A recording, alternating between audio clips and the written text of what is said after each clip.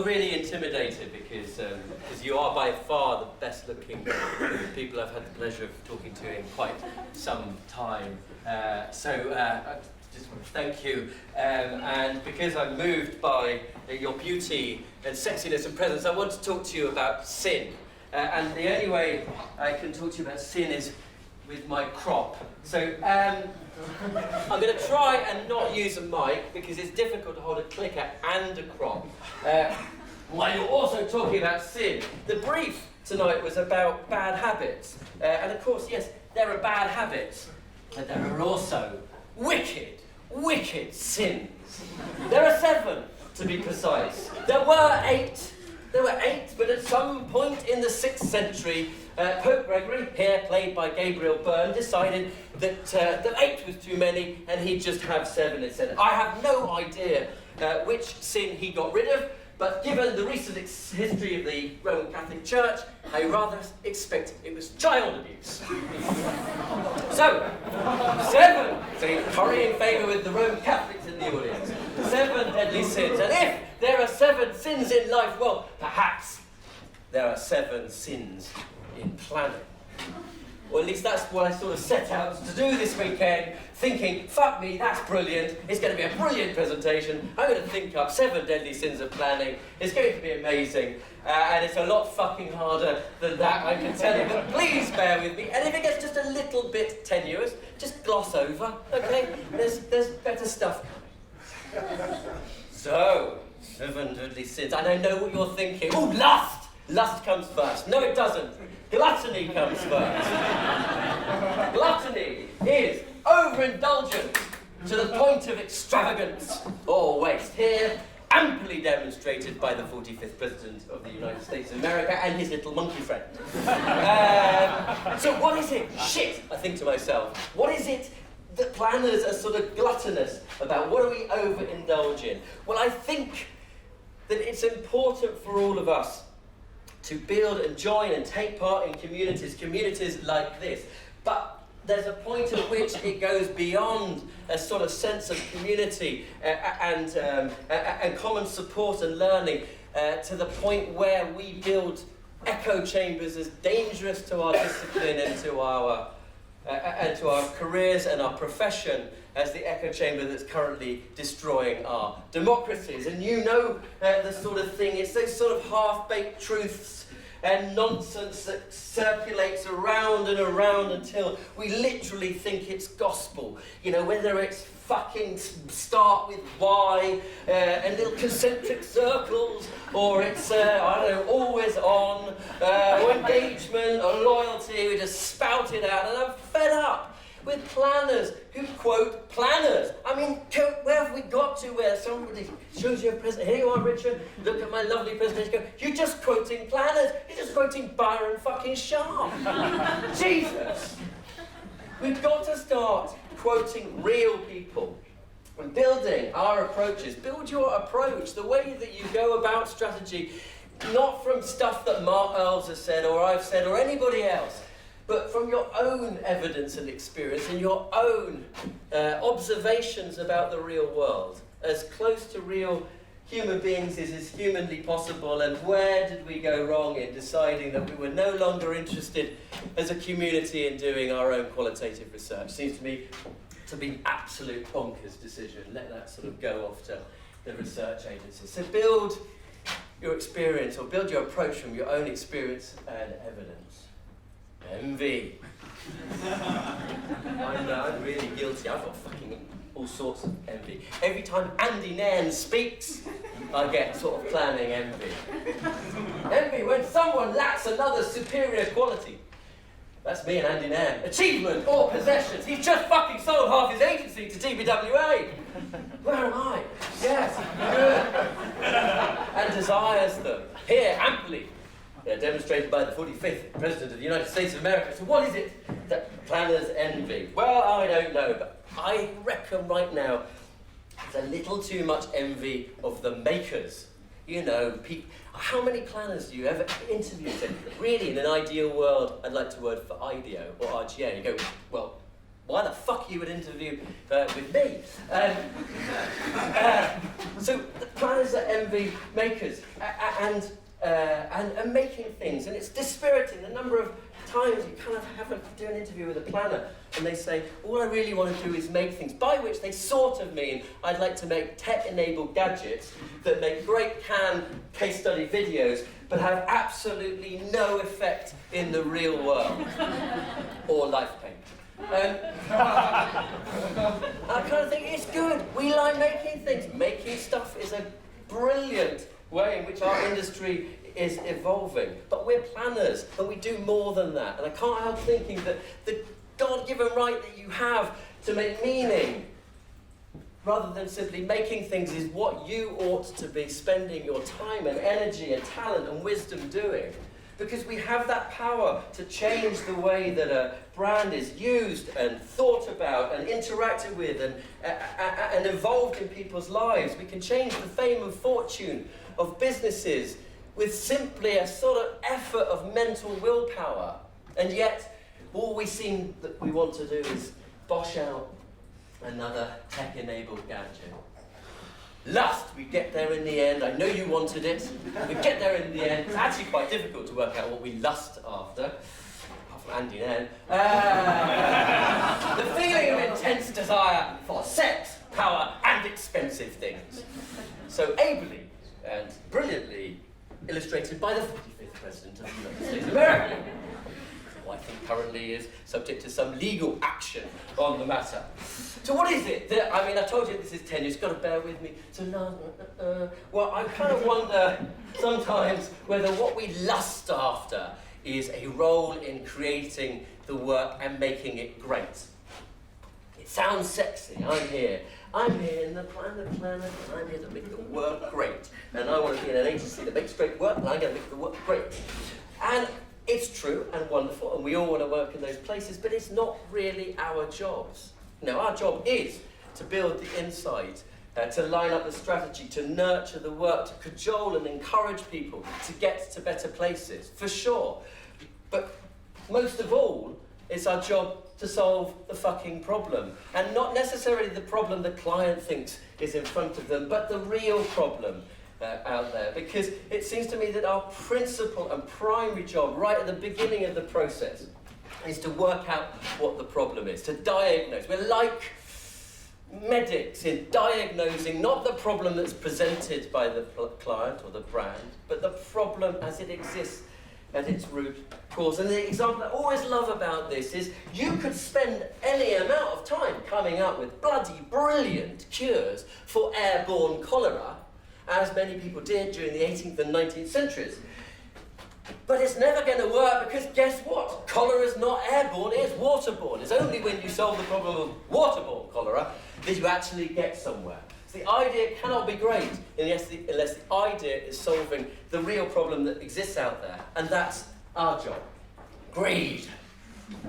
An inordinate or insatiable longing for wealth, status and power. Being a chief strategy officer. I'm not going to lay the sin of greed at your feet. I'm going to lay it at the client's feet. And I don't mean greed in the sort of material sense. But I do think that clients wander around with an awful lot of what I call corporate wishful thinking.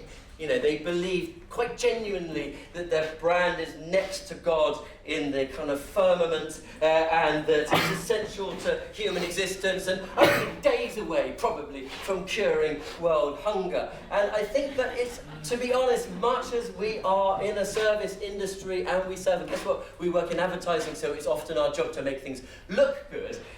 We are the first point of defence for the customer and consumer, and you mustn't become a servant of your clients' greedy, wicked, wishful thinking. Because we must remember that our clients are the customers that we serve, not the people that pay us. It may be the suits client, it may be the creative client, but it's not our client.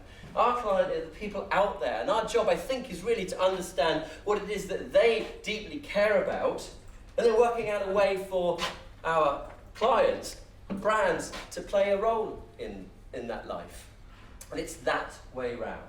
So let's stop flattering their corporate wishful thinking and represent the people that really matter. Sloth. Oh no, this is a planning sin, is it not? And there's all sorts of sloth out there. There's slothful insight. Yes. There's orthodoxies. There's sort of half-assed thinking. There's all sorts of sloth lying around, with the one habitual disinclination to exertion. I think that's probably what many people in our industry think is the dictionary definition of planning. I disagree, of course. And here's sloth. Sloth. So ably demonstrated by the 4th and 25th President of the United States of America, who probably wants to do jack shit for 4 years and take all the benefit. So there's an issue that I'm worried about when it comes to slothfulness, and it's to do with a disease that afflicts really good planners. Not crap planners. Crap planners tend to have to work really, really hard, but really good planners, like everybody in this room. Well, perhaps you don't need to work so hard. And what I observe in so many planners' careers is they start out and they're brilliant and amazing, and they work really hard, and they're very conscientious, and they try and they learn, they gather it up and suck up all this learning and information and lovely stuff, and they're brilliant. Agencies love them because they're quite cheap and very, very good. And the future, and they say to them, oh, you're a superstar in the making, have the whole of the home base account. Whatever. My brain. I fucking love that account. Maybe I don't need to work so hard. And then, I don't know if you've noticed them, but they lie around our industry. The sort of formerly brilliant planners who've decided, actually I can get away with doing very little. And I can use my finely honed intellect to convince virtually everybody that I shouldn't be doing anything. And they use a sense of clarity to mask a dogmatism. They're the sort of planners that go, that's it, that's your idea, I'm off down the pub. And it's awfully sad because you see them lying around the place, and they could have been amazing, but they believe their own hype and they don't put the work. And I don't mean the hours, I just mean the angst.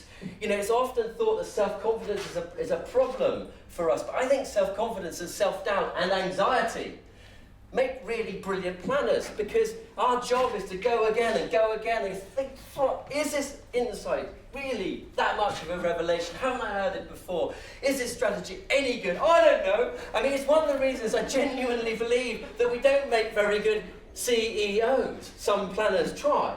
But because we're not about making decisions, we're constantly angsting about whether we're any good. And it drives us on and it makes us better at what we do. Anxiety maketh the planner. Wrath, anger, intense response to a perceived provocation, hurt or threat, usually in the form of 140 characters. So ably demonstrated by the 45th, is he still? 45th President, if you're not impeached yet, Roth. So this is a little bit more serious, and I think this, to a certain extent, your anger is justified, but I want to sort of divert it a little bit. So I think you are rightly angry, or right to be angry, about the lack of inclusivity and diversity in our industry, and the way in which our agencies don't look a lot like or have the experiences of the communities that we serve. And it's all right for me to say that because I am the problem. I am default male. I am a one-person walking diversity disaster. I'm white, balding, middle-aged, heterosexual bloke who's done quite right out of the lack of inclusivity and diversity in the advertising industry. But I kind of going to say to you, be angry about that, but I don't know there's a lot you can do right now about the makeup of the senior leadership of your agencies, but what you can do something about right now is the inclusivity and diversity of the work that comes out of your agencies. And we should be as obsessed about that as we are about those terrible pictures on the front page of Campaign with 5 blokes in beards pretending to run an agency. This is on you, you're the planner. It's not really the creative's job. It's a bit sad that they write work that sounds like it's about 1980s New Zealand, but there we go. And it's not down to the suit. You're responsible for the effect that work has in the real world, the way it lands, and whether you're perpetuating stereotypes, whether you are making people feel like they're not part of the cultural life of our country, because do you know what? Whatever you think of advertising, it shapes the way that society sees itself. And you can do something. In that first review, when you see the work is bizarrely gendered and you don't really understand why, it's just somebody being lazy when they were writing it, or when you're working on casting, or when you're seeing the finished films or the work that you're making, please, it is your job as a planner to look after the unintended consequences of your actions and not just the intended consequences. Which brings us to pride. Pope Gregory, bless him, trying to dust over the child abuse issue, said pride was the worst.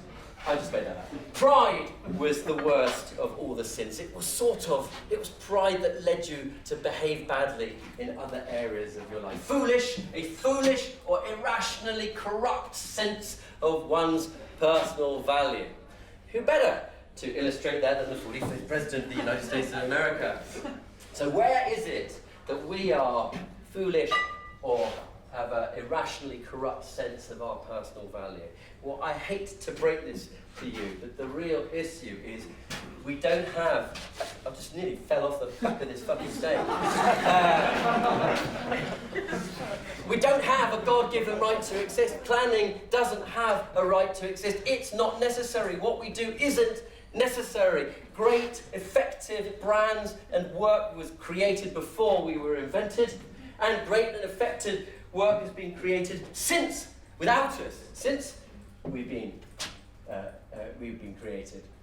We don't have a right to exist, and I've always taken a great deal of strength from this idea, because I think if that's the case, then you're not part of the furniture, you're not a cog in the system, you're there to do something that other people can't do. And of course, a large part of our day-to-day life will be small things, to get fine-tuning campaigns or pieces of activity, tinkering with the way things work, optimizing, all that sort of stuff. But the reality is where you make the real difference is when you can do something transformational, when you can change the world around a brand or a business, when you can create an entirely new future for which the client perhaps has never imagined or can't foresee. And that, I think, is when you earn your money. Howard Gossage famously said, changing the world is the only fit job for a grown man. A little bit sexist, was the 1960s. I kind of think changing reality is the only fit job for a planner. That's what we do our very, very best. So 7 deadly sins. And even now, I suspect that you're sitting there thinking to yourself, you're not going to say it out loud, but you feel guilty. You want to confess, perhaps to your next door neighbour, or perhaps in some form of open strategy enabled anonymous confessional. You want to confess your sins. I know that. And in the words of Uncle Monty from Widnell and I think I'm turning into the Uncle Monty of planning. The words of Uncle Monty said, I am preparing myself to forgive you.